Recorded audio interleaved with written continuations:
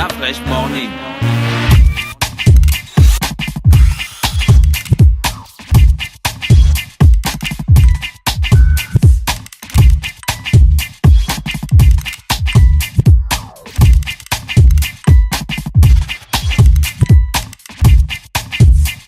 Le réveil matinal le plus haut de la capitale sur la radio. La plus haute de la capitale. Du lundi au vendredi. Vous êtes sur les 104.5 Urban FM, la station urbaine. Je vous l'ai dit aujourd'hui, on avait beaucoup d'invités ce matin dans le Da Fresh Morning. N'oubliez pas aussi qu'on aura le footballeur, l'international français Mamadou Sakho qui sera là en deuxième partie de notre émission.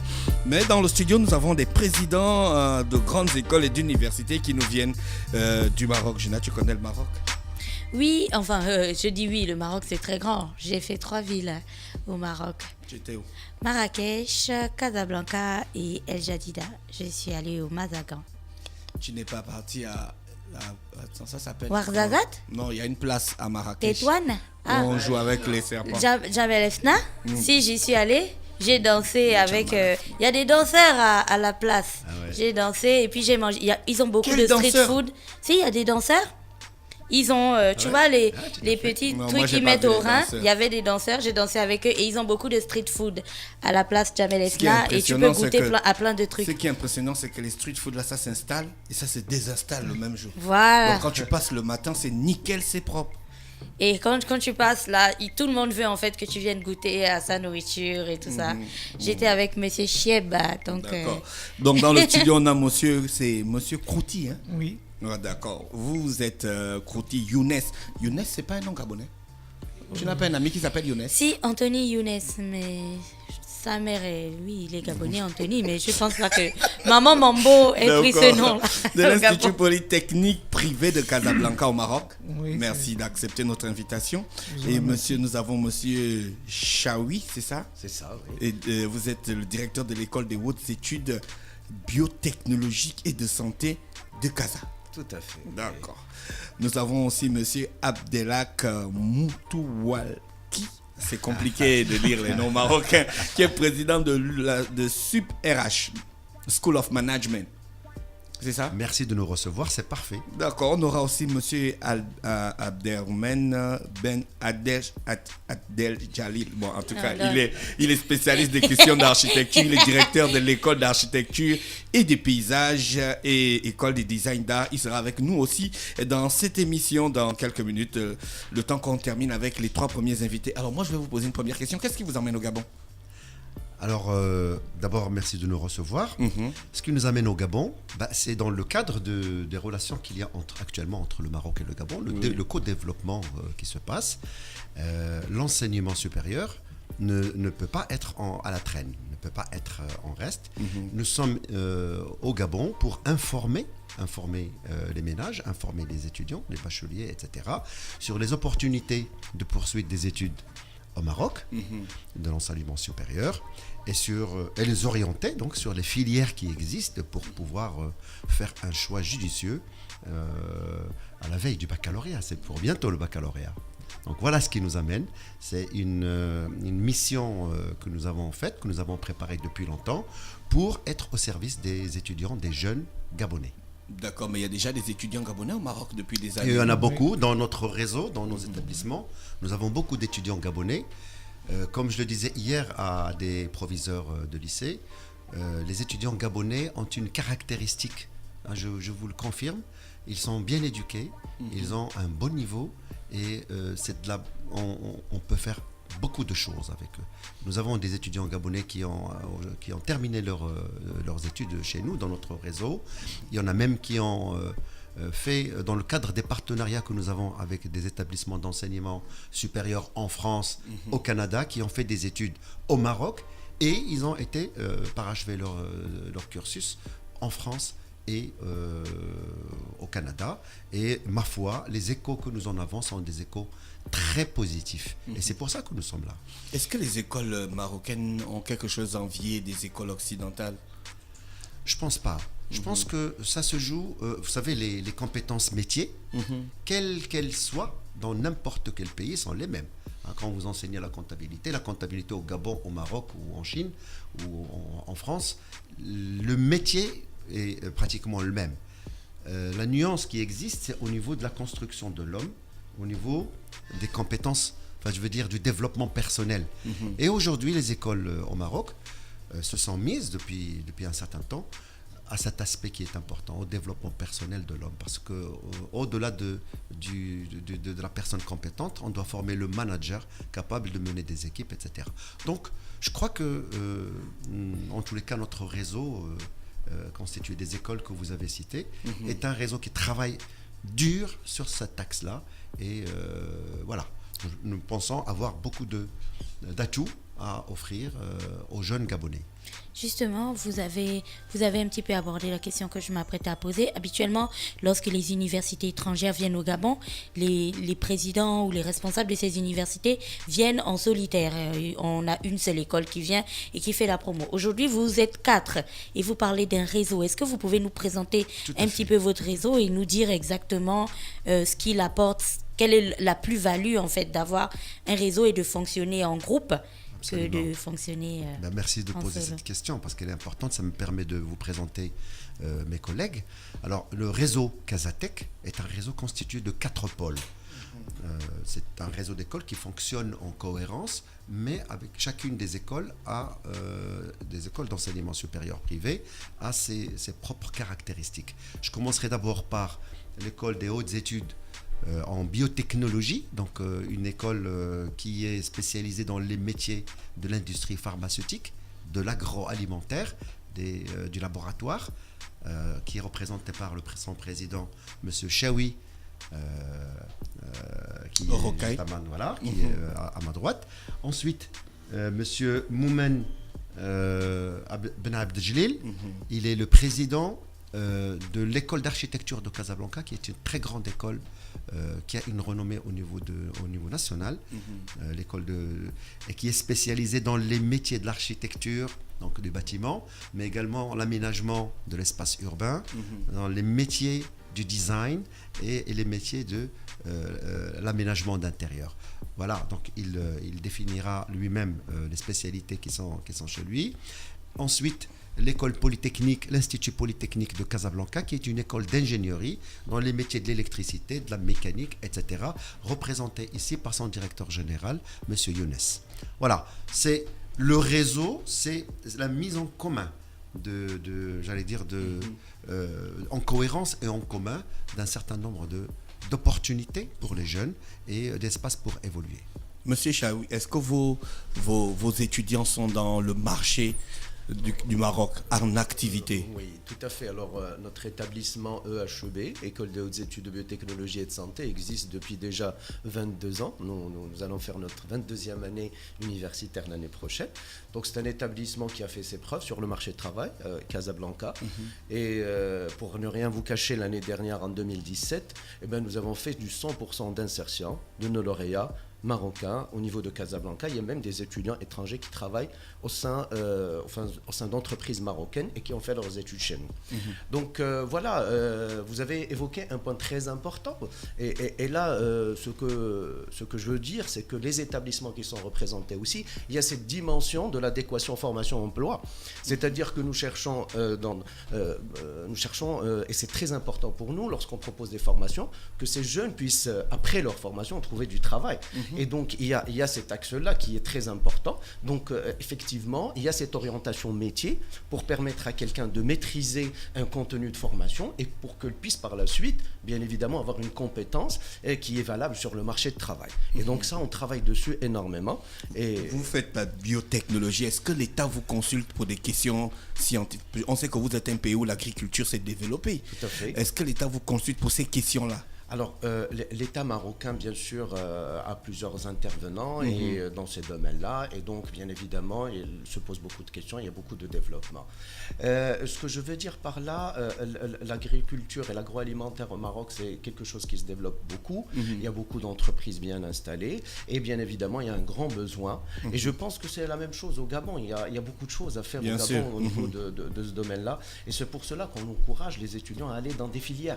Et c'est aussi pourquoi nous sommes là, parce que beaucoup de jeunes ne savent pas comment s'orienter et quelles sont les filières qui sont porteuses Et c'est très important. Nous souhaitons apporter cette dimension, dire aux jeunes qu'il y a des choses intéressantes, qu'il va falloir que vous vous investissiez aussi là-dedans et que vous vous informiez pour que vous puissiez savoir ce qu'il y a.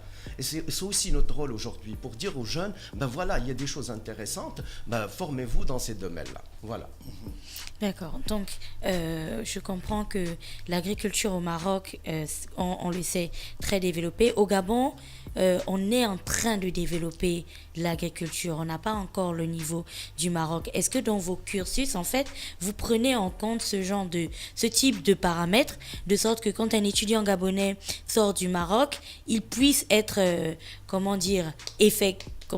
dynamique, opérationnel dès qu'il arrive au pays où les conditions ne sont pas les mêmes que les conditions dans lesquelles il aurait étudié au Maroc. Tout à fait, on prend en considération cela. Et quand on voit qu'un jeune, par exemple, présente des atouts pour pouvoir vraiment entreprendre, alors il y a un cas exactement chez moi à l'école, c'est monsieur M.V. Mour, je vais citer son nom, et c'est un jeune Gabonais qui est en 3e année licence, qui a choisi la licence agronomie agroalimentaire, et c'est un jeune qui possède un terrain ici au Gabon et qui est vraiment très impliqué, et là il est en train d'expérimenter beaucoup de choses. On était dernièrement sur la région de Marrakech que vous avez cité tout à l'heure, exactement à Sidi Bou Atman. Nous avons organisé une journée en agroécologie, et cette journée-là lui a permis d'apprendre énormément de choses, notamment comment faire du compost, comment faire de la semis, comment faire beaucoup de choses, et il était passionné par tout ça, et il m'a promis qu'il allait faire quelque chose une fois arrivé au Gabon et exploiter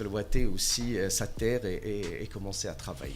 Voilà. Monsieur Younes, en Polytechnique, vous offrez quoi comme formation? Bon, on offre des formations d'ingénierie en génie informatique, en génie électrique, en génie électromécanique. Ça, c'est pour un parcours qui restera, un étudiant qui va rester les 5 ans au Maroc pour avoir son diplôme.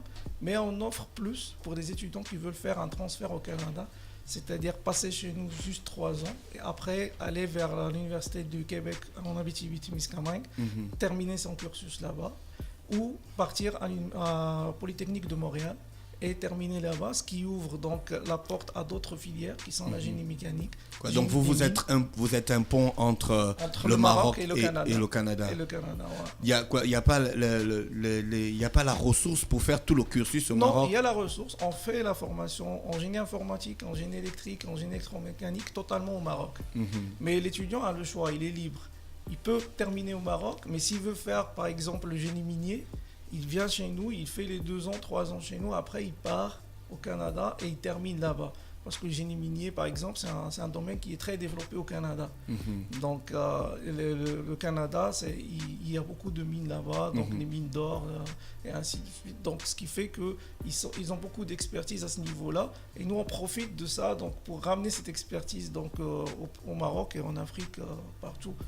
D'accord? Donc là, le parcours au Maroc, il se fait sur 5 ans. C'est un baccalauréat, donc un bac plus 5, c'est un diplôme d'ingénieur normal.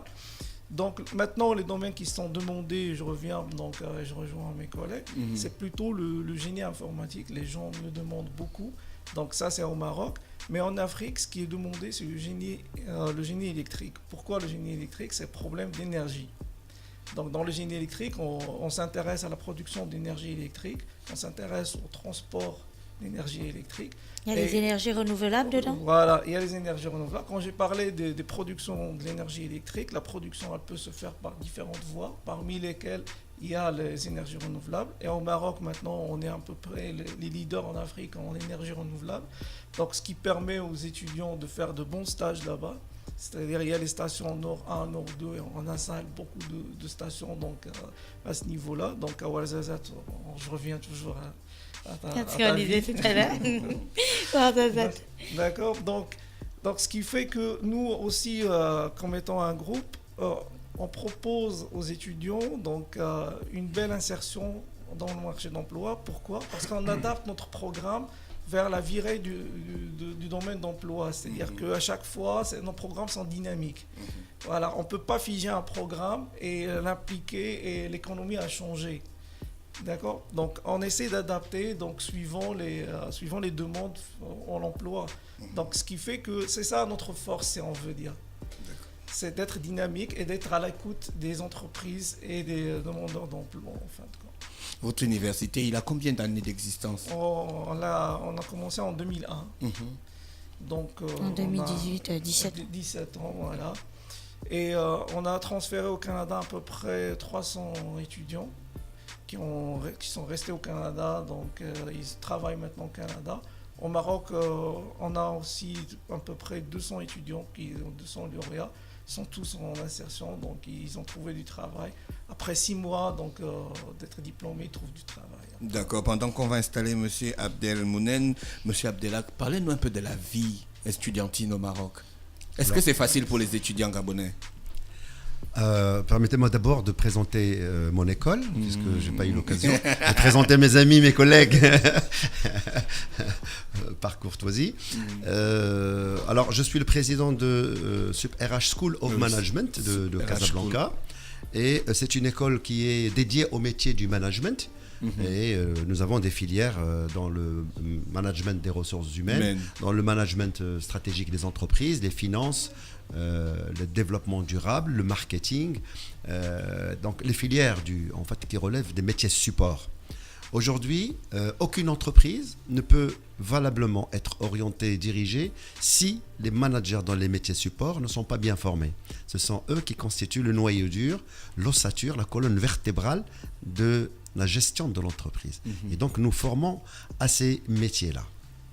Alors, moi, je pense que ce qui est important, c'est que aujourd'hui, la formation, comme je disais en introduction, la formation d'un manager aujourd'hui, elle a complètement changé. Quand vous regardez ce qui est attendu d'un manager aujourd'hui, on attend de lui d'abord des aptitudes, d'abord des capacités personnelles. Bien entendu, il doit maîtriser ses compétences métiers. Il doit les maîtriser. S'il est dans le marketing, il doit savoir ce que c'est que le marketing. S'il est dans le management des ressources humaines, il doit savoir comment on manage la ressource humaine. Maintenant, on attend de lui plutôt davantage du leadership, du charisme, parce de que oui, capacité. ça, c'est une notion qui rentre en plein dans le management ces dernières années. Absolument. Surtout dans notre pays où on fait le développement de l'entrepreneuriat. On n'a pas des entrepreneurs si on n'a pas de leaders. Absolument. Et est-ce que tous les leaders sont forcément des managers? Est-ce que tous les managers sont forcément des leaders? Est-ce que vous abordez ce genre de questions dans votre établissement? C'est clair. C'est au cœur de notre programme. Juste un petit indicateur. Quand une entreprise recrute un cadre supérieur, un manager, il faut savoir qu'elle s'intéresse à 20% de cette décision porte sur les compétences métiers. Mais 80% de sa décision, c'est sur la personnalité de la personne qu'elle a en face. Et justement, si une formation de cadre supérieur, de manager, ne s'attaque pas à la formation de cette tête bien faite, au lieu d'une tête bien pleine, c'est qu'on se trompe de voie.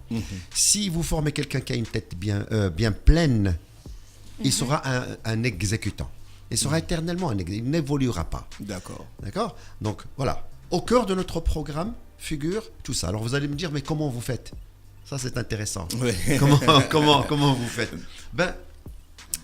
Durant sa scolarité, durant ses études, un étudiant doit pouvoir mener des projets en team, en groupe, et dont le team leader est changeant. C'est-à-dire qu'il est amené à être team leader pour veiller à ce que son équipe réalise les objectifs qui sont attendus du groupe dans le temps et en pleine efficacité. On a des cours de théâtre qui sont obligatoires dans la formation, des cours le sport est obligatoire, les voyages sont organisés, les étudiants sont membres d'office du bureau des étudiants et ils doivent à ce titre organiser des actions caritatives, des actions sportives, des actions culturelles, etc. Donc nous pensons que la formation d'un manager est quelque chose qui est assez complète, elle doit être complète. Et que ça ne se limite pas à un face-à-face pédagogique enseignant-enseigné. Voilà. Alors vous avez posé la question, on pourrait y revenir, les étudiants gabonais au Maroc. Oui. Les étudiants gabonais au Maroc, d'ailleurs, samedi prochain, samedi 19, nous avons une journée porte ouverte que nous organisons au sein de la chambre de commerce de Libreville, à laquelle j'invite l'ensemble des candidats, des étudiants et leurs parents pour venir s'informer sur les opportunités d'études dans le cadre du réseau Casatech, donc des écoles que j'ai citées tout à l'heure.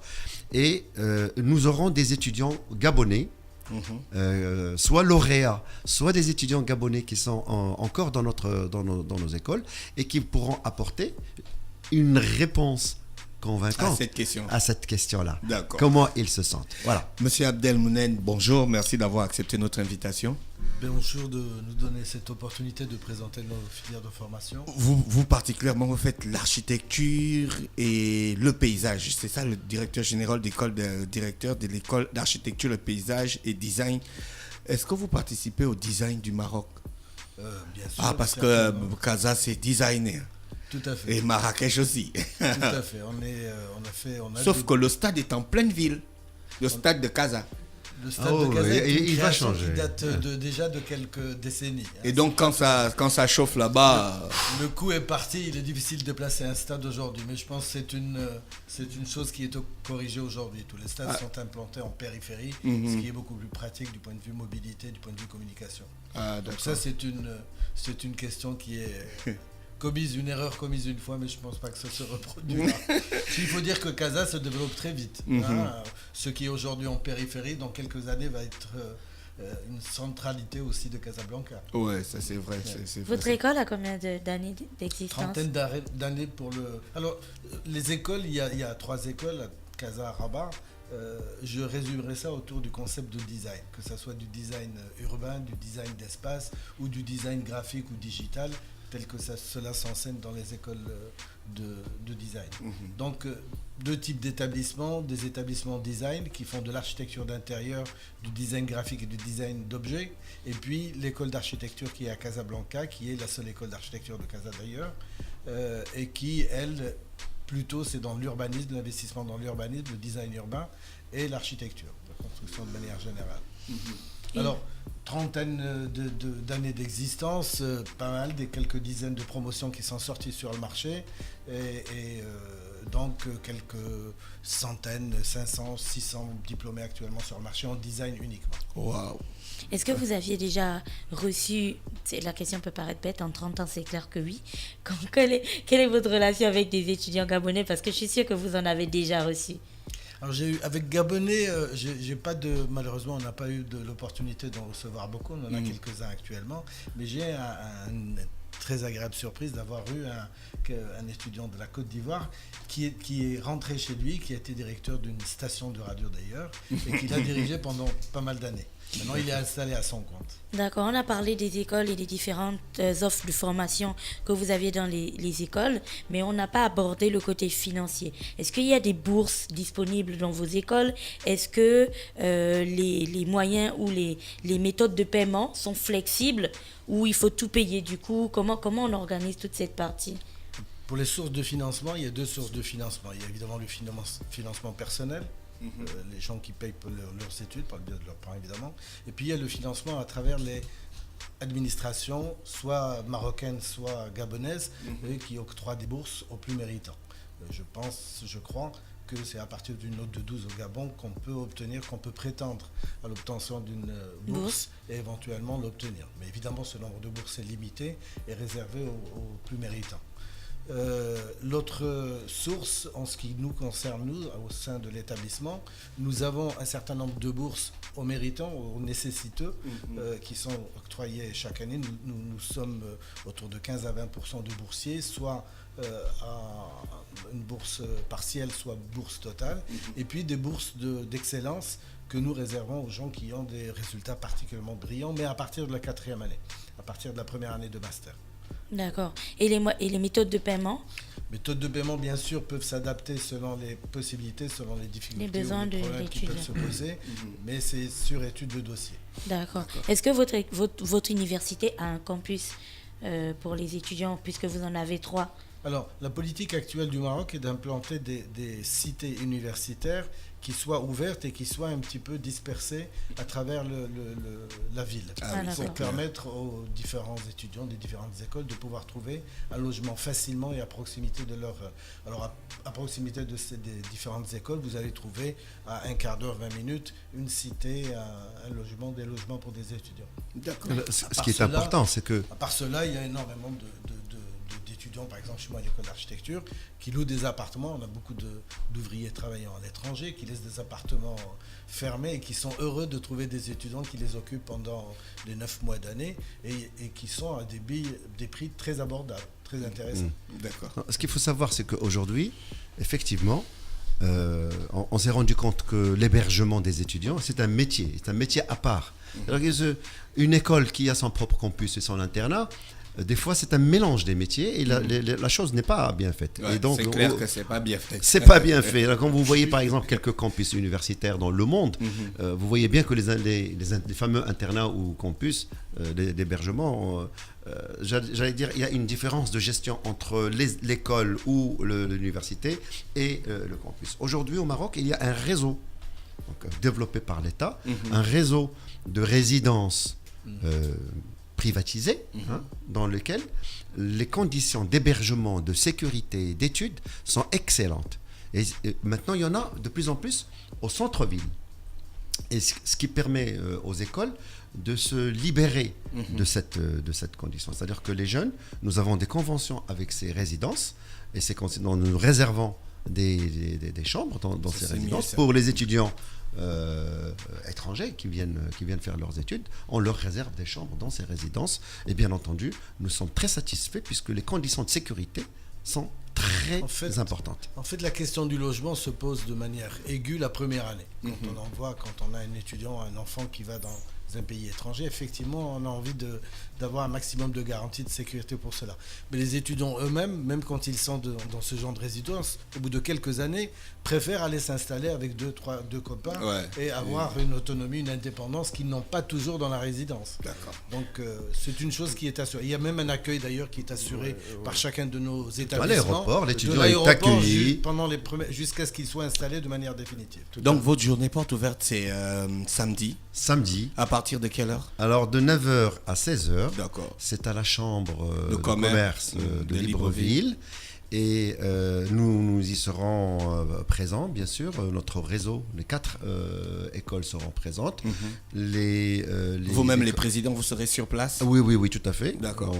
On assurera l'information et l'orientation. Pas uniquement l'information, mais également l'orientation. C'est-à-dire en fonction des différentes filières de provenance, orienter l'étudiant sur les filières en fonction de leurs souhaits, de leurs capacités, orienter les jeunes sur les filières qui peuvent les intéresser. Et ils auront l'opportunité de passer les tests de concours d'entrée directement sur place plutôt que d'aller jusqu'à Casa passer le concours. D'accord, ça c'est une information. Donc vous allez organiser des concours de tests d'entrée. Immédiatement, le jour même. Le même jour même. Le soir, il y aura des tests pour ceux qui seront candidats, qui se candidatent. Au lieu qu'ils viennent à Casablanca pour passer les tests, on leur passera le soir même. Et le concours ici sera gratuit, contrairement à ce qui se passe à Casablanca ou à Rabat ou ailleurs au Maroc. Ah, mais ça c'est une innovation. C'est une offre scoop pour les jeunes. Ça renforce les liens entre le Gabon et le Maroc qui sont déjà très vieux, ces liens. Très fort. Si je peux ajouter un mot, nous sommes actuellement en contact, j'espère qu'on aura ce rendez-vous très rapidement, avec le service des bourses où nous espérons offrir des conditions particulièrement avantageuses pour les étudiants gabonais. D'accord. Je pense que le rendez-vous aura lieu demain. D'accord, messieurs les présidents, je vous remercie d'avoir accepté notre invitation. Et je vous souhaite de passer une bonne journée à l'écoute de nos programmes. Merci beaucoup, nous vous remercions de votre accueil. Merci. Le réveil matinal le plus hot de la capitale sur leur radio. Urban FM 104.5, la station urbaine. Vous écoutez Urban FM 104.5, la station urbaine. Urban FM, première radio chez les jeunes.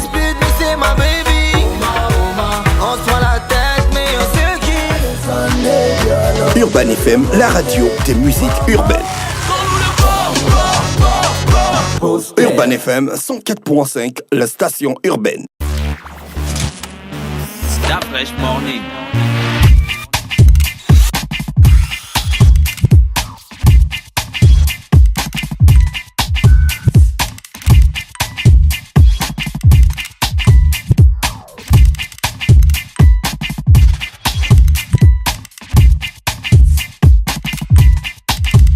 urbanfm.fm